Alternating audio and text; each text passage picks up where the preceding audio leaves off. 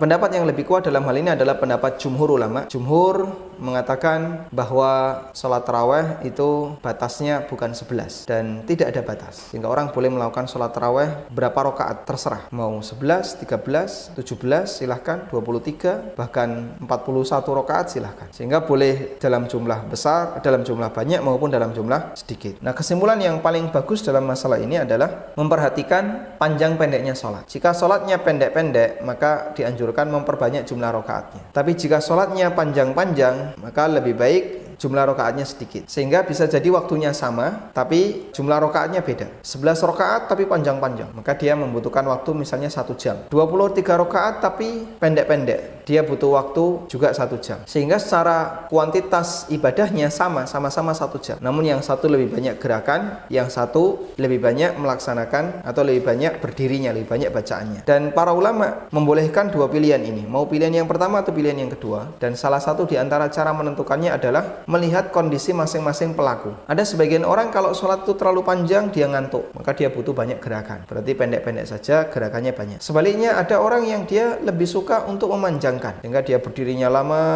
rukuknya lama, i'tidalnya lama, sujudnya lama, maka dia lebih baik memanjangkan sholatnya. Karena memang qiyamul lail itu pada asalnya dianjurkan untuk memperpanjang bacaan Al-Quran, sebagaimana namanya, dia qiyamul lail, man qama Ramadhana, siapa yang melakukan qiyamul lail di bulan Ramadan, berarti berdirinya dilakukan dalam waktu yang lama. Ini sebenarnya sebagaimana penjelasan Syekhul Islam, kata beliau bahasanya sholat itu sebagaimana namanya. Sholat subuh disebut oleh Allah sebagai Quranul Fajr, Quran di waktu subuh, di waktu fajar, yang itu mengisyaratkan agar kita ketika melaksanakan sholat subuh maka bacaan Qurannya diperpanjang. Dan sholat tahajud disebut qiyamul lail, yang itu mengisyaratkan kalau berdirinya itu dibuat panjang. Sehingga kalau dari sisi pilihan mana yang lebih bagus, pilihannya adalah jika sholat Anda panjang, maka silahkan lakukan 11 rakaat. Tapi kalau sholatnya pendek-pendek, Anda bisa ngambil 23 rakaat. Dengan syarat sholat 23 rakaat bersama imam itu adalah sholat yang sah dan tidak terlalu cepat. Kalau terlalu cepat,